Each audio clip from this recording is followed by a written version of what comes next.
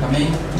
First of all, I'd like to express my sincere thank you to Mr. Dick and Heidi Anderson for being with us today. And I would like to also extend my thanks to all of the participants of this public discussion series number 52, yeah? 52. 52. So it has been 52 weeks. ICAIOS is an acronym of the International Center for Arctic and Indian Ocean Studies. We are hosting professionals, experts, and researchers all over the world to do research and to share the experience with the academic community. So today we would like to provide you an opportunity to meet and then to hear some insightful presentation and experiences from Mr. Dick.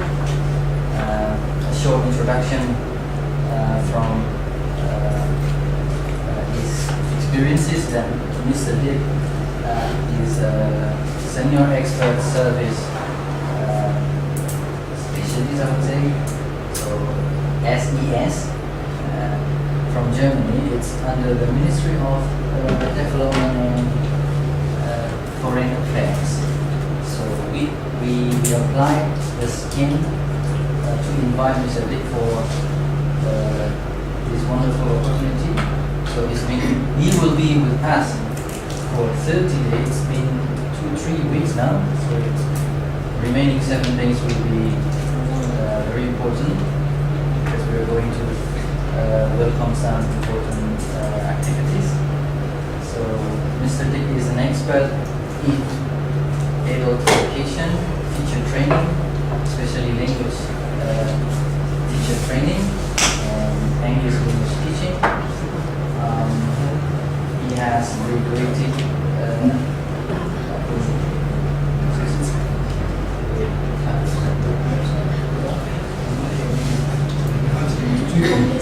the University of Tübingen.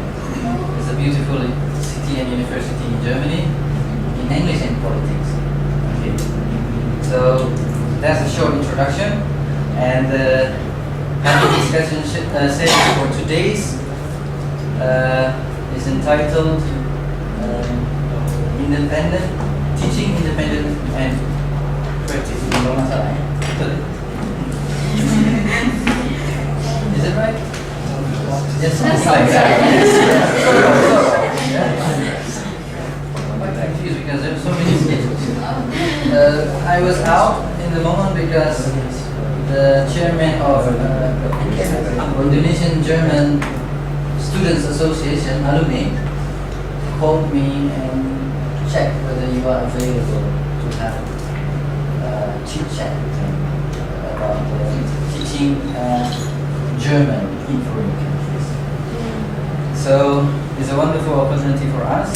I won't prolong my introduction and epilogue. I would like to directly hand you to the actor of today's presentation, Mr. Dick. So time and place is yours. Okay.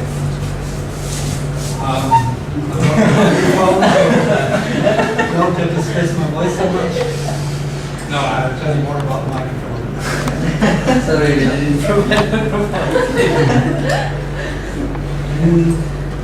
So you are not teachers. You are studying something. Teachers to be. Teachers to be. Teachers to be. It's a mixed audience. Teachers in private schools, yeah. And some others, I don't know, maybe some of you have already known the faces, especially Patrick.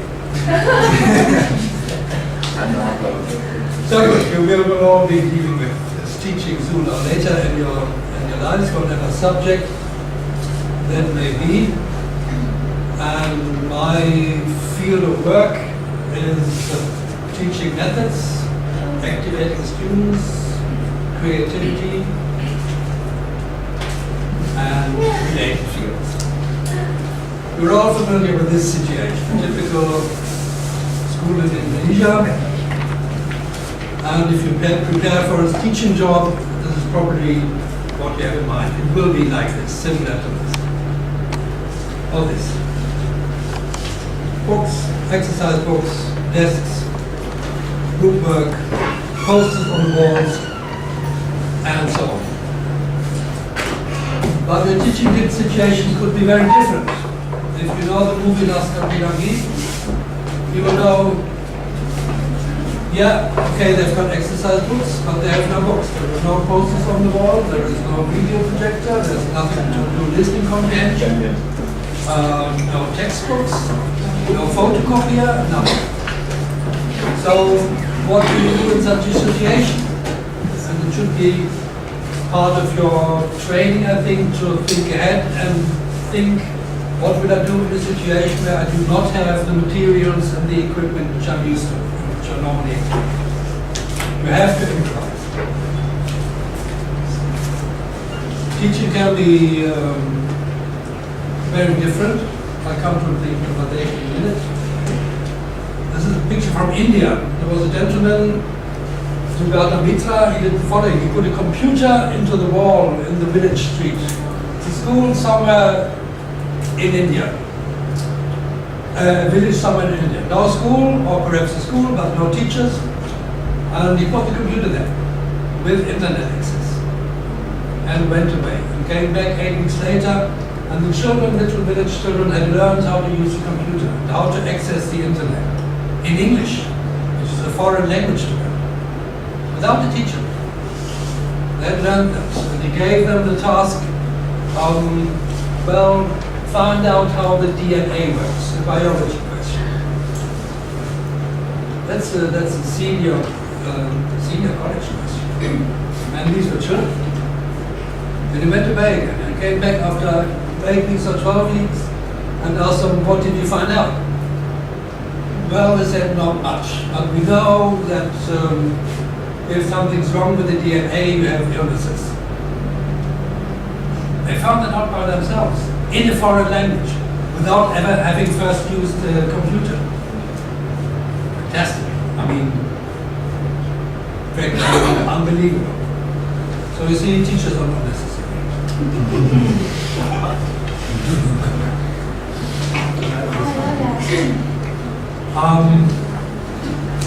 I talk about language teaching, and one of the problems in language teaching is that you are confronted with words, new words, for me in Bahasa Indonesia, that have no meaning. These are just sounds, random sounds.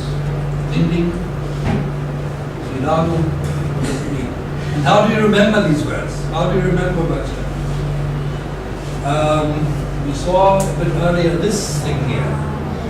This is a famous place in Wales. A railway station which is famous because it has the longest name in Western Europe.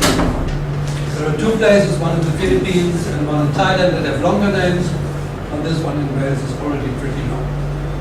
If you want to learn it, it's pronounced something like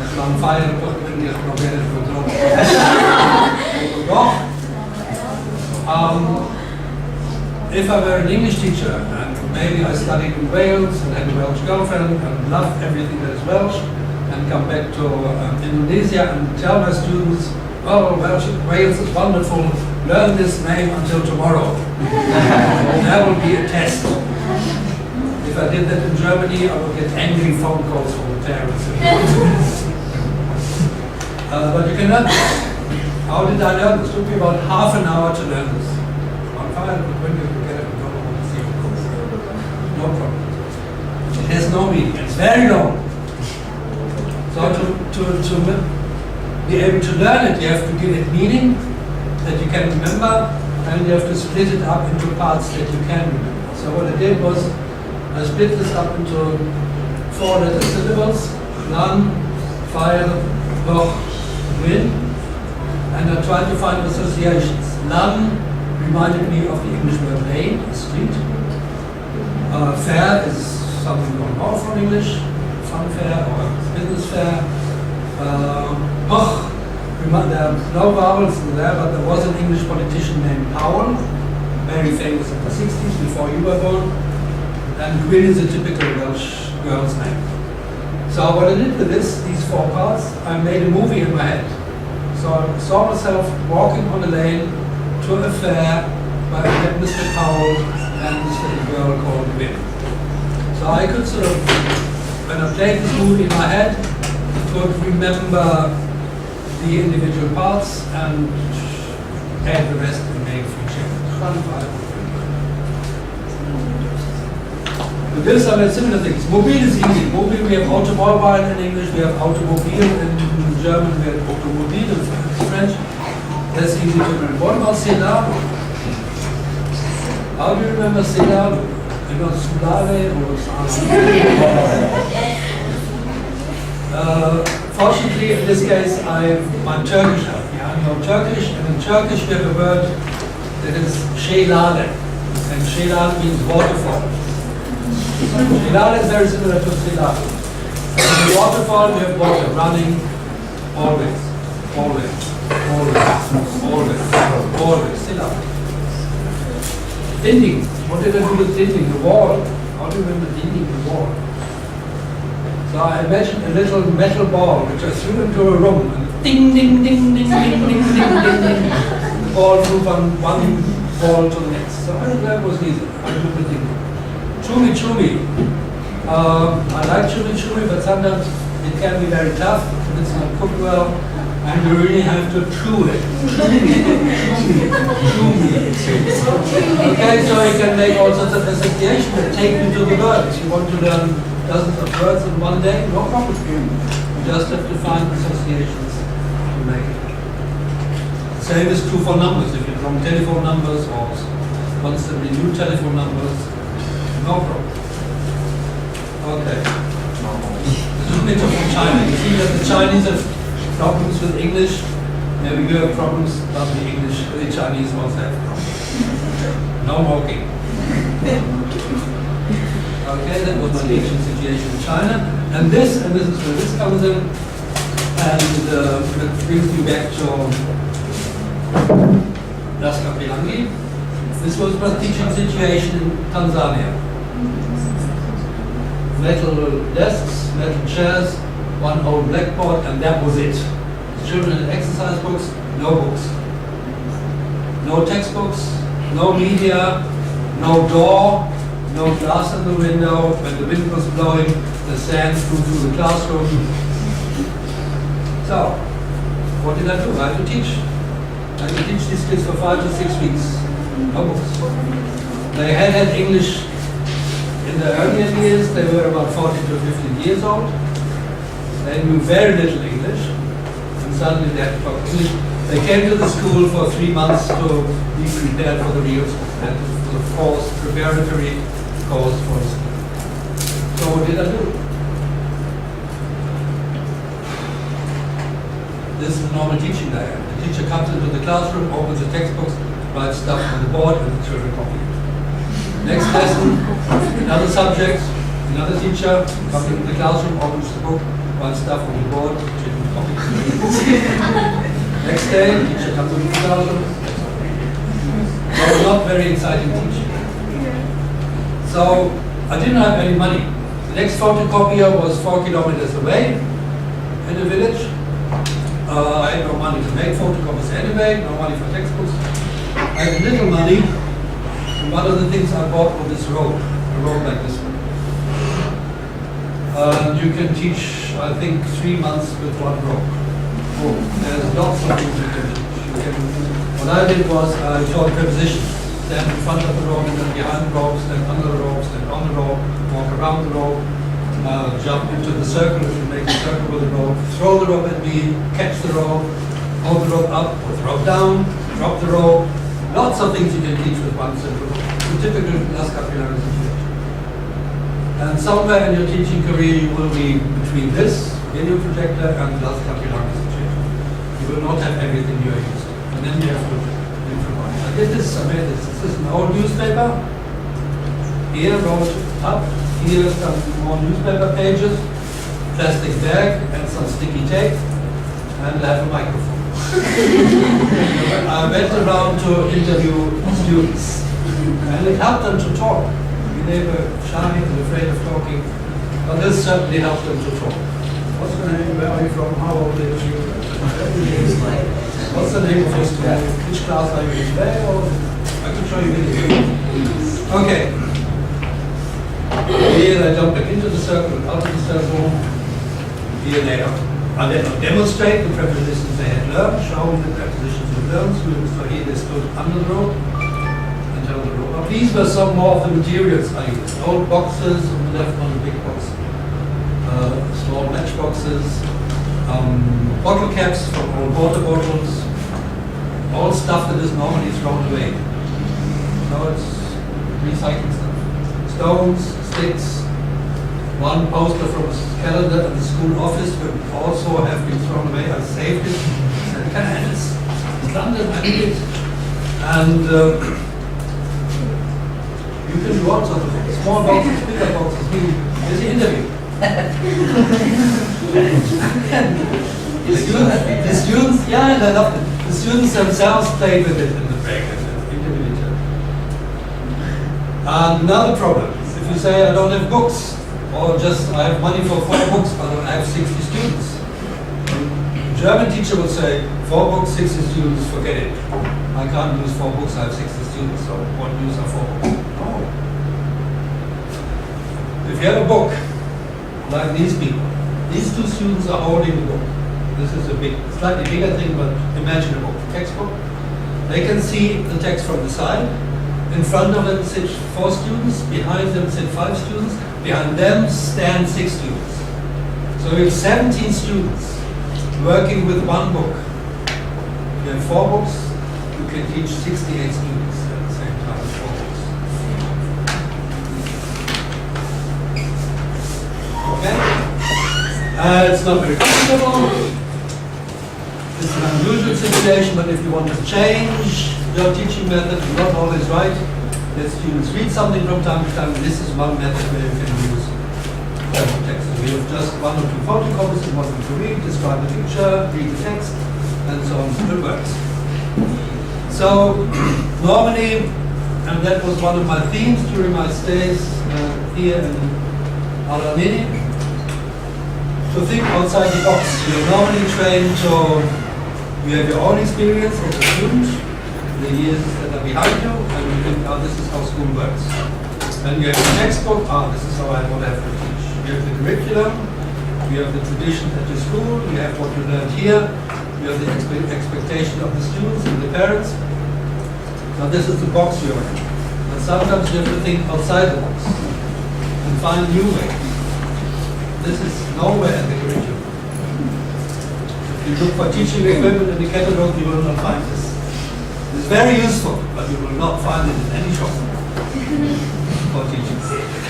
So, think differently. And the textbook, if you have one, is not a whole book. It's one tool that you can use and should use, but not always.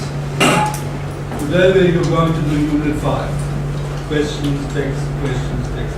Now we're doing Unit 6. Questions, text, questions, text. Now we're doing Unit 7. Questions, text, questions. Okay? Suddenly you bring this down. Things change.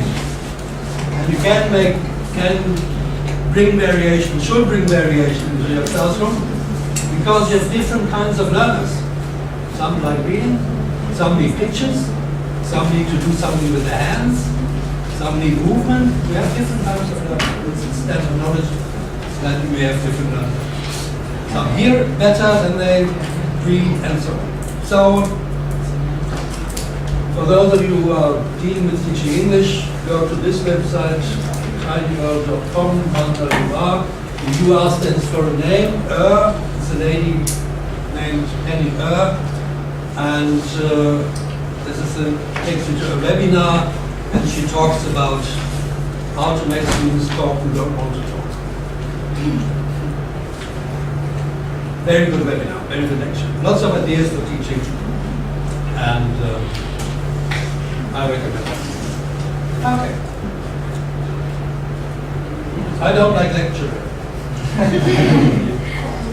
When I do teacher training seminars, I always let people do things rather than tell them you can do this in your class, you can do that in your class. They usually try things out with people, and then how it goes. and then they can see how it feels, and they can then use it in their own teaching. We're going to start with an exercise which I designed, and sometimes works and sometimes does not work. I'll tell you more about that later. I've practiced this in Indonesia before, it usually went well. It goes like this. Here I have the beginning of a story. Can we close it?